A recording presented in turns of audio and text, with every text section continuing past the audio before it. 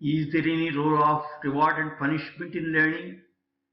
I shall share a few of my thoughts on this important topic in the form of questions and answers. Does reward or punishment promote learning in the student? That is the question. My answer is no, not at all. Now let us look at this subject afresh. First of all, what is learning? Let's have clarity on this. Learning is the journey from what is unknown to what is known. In the human mind, learning goes on whether we like it or not. Learning occurs at home, in school, in societal interactions, and by observation of nature.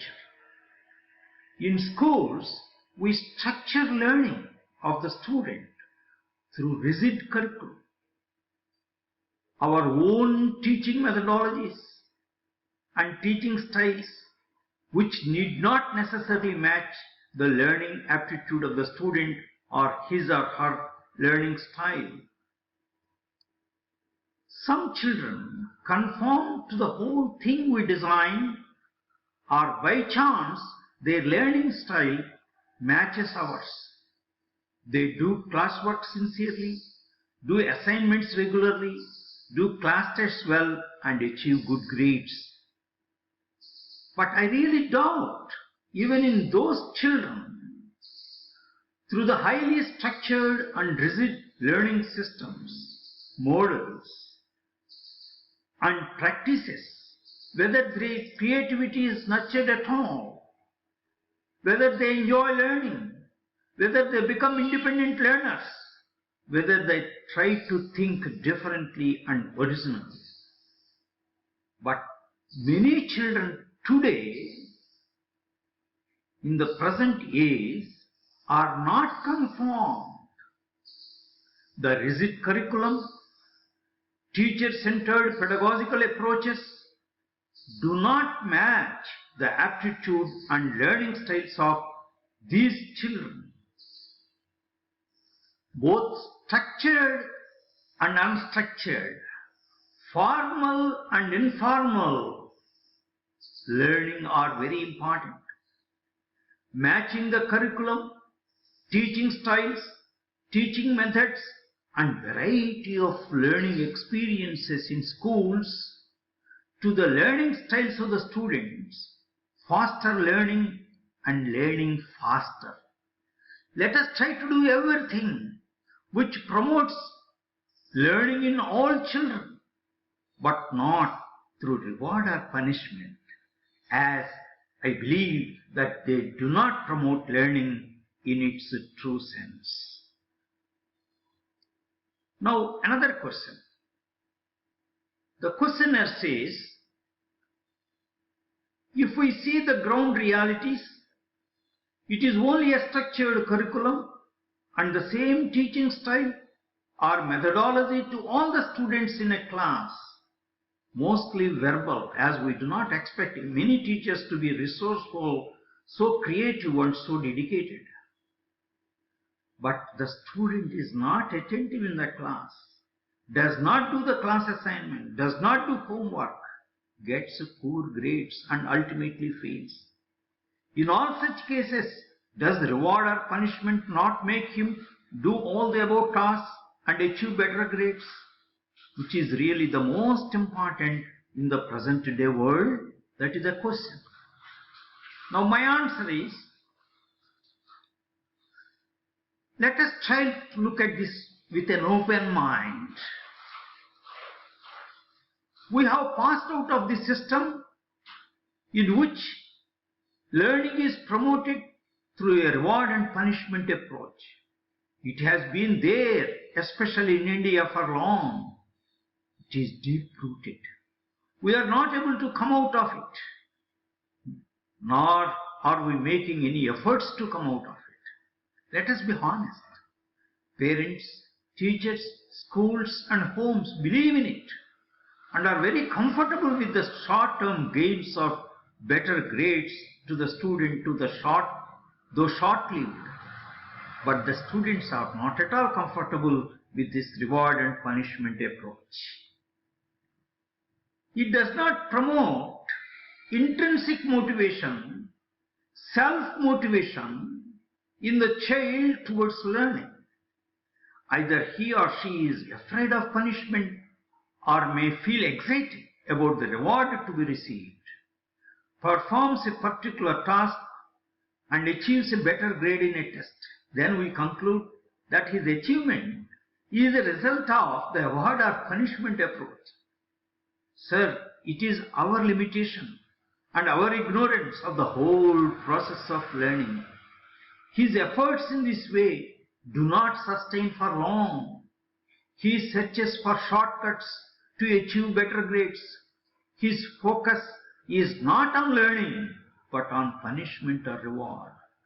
He will never become an enthused and independent learner. This approach to promoting learning, in fact, harms the child in the long run. The harm varies from the child to child.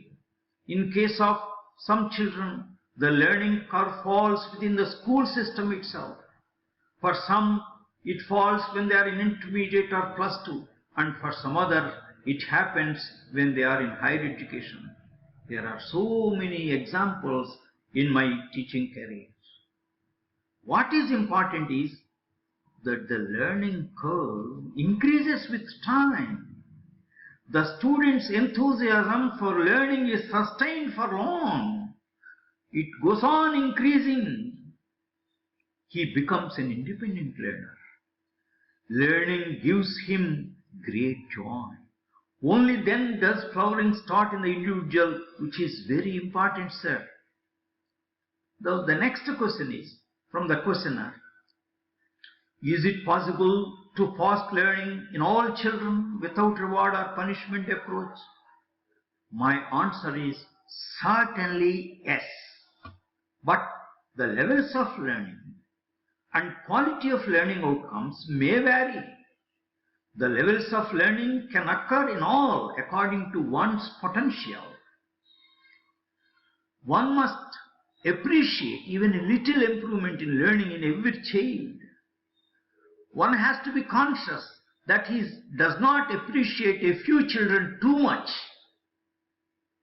and ignoring many.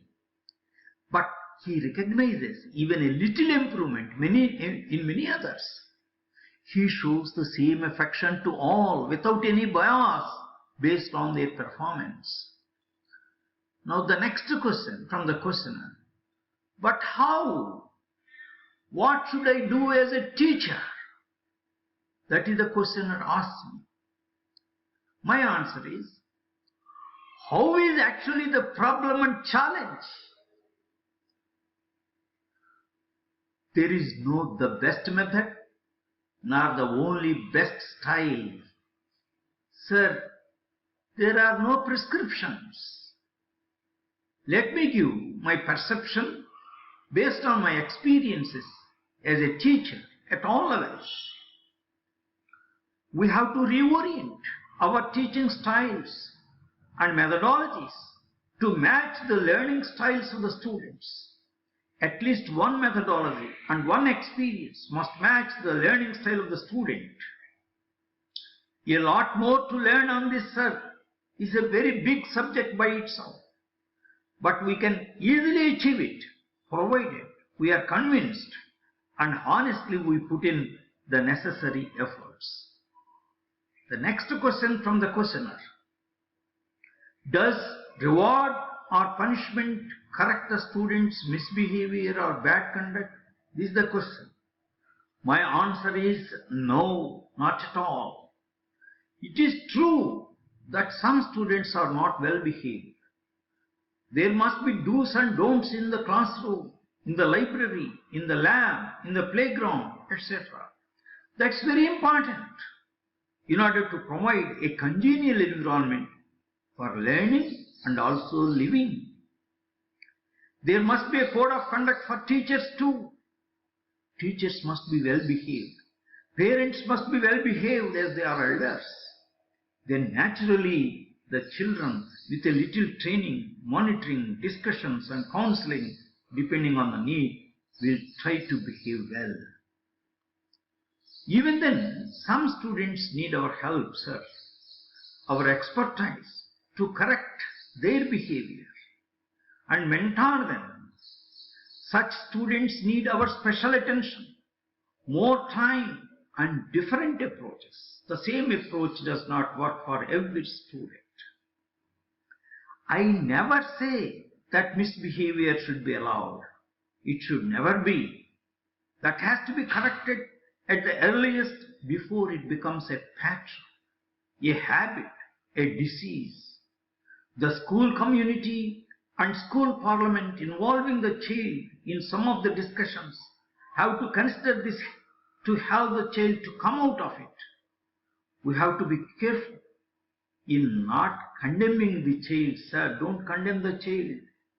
We only point out the bad actions and only condemn that bad action, but not the person. It is very important that teachers and parents listen to children. Sir, we have to listen to them. Build effective communication and positive relationship. Very important. The positive relationship is always based on mutual respect and trust. The child then thinks that the teacher has a concern for him, and it has a great impact on the affective domain of learning, which includes emotions, attitude and behavior of the child. Then the child tries to correct himself or herself. That makes the beginning of a change in his or her behavior, and that change continues. The child's self-esteem improves, and that is very important. He or she behaves in a right way, not to please anybody, not seeking any reward. It is internalized in the child to behave in a right way. I think we must reorient ourselves to be affectionate to those children also and try to help them out. Teachers must be very compassionate and empathetic to such children. Are we? Are we? Let us question ourselves. In fact, we teachers also need training in the ways of dealing with our students on a continuous basis, especially with such children. We have to unlearn a lot and learn a lot more.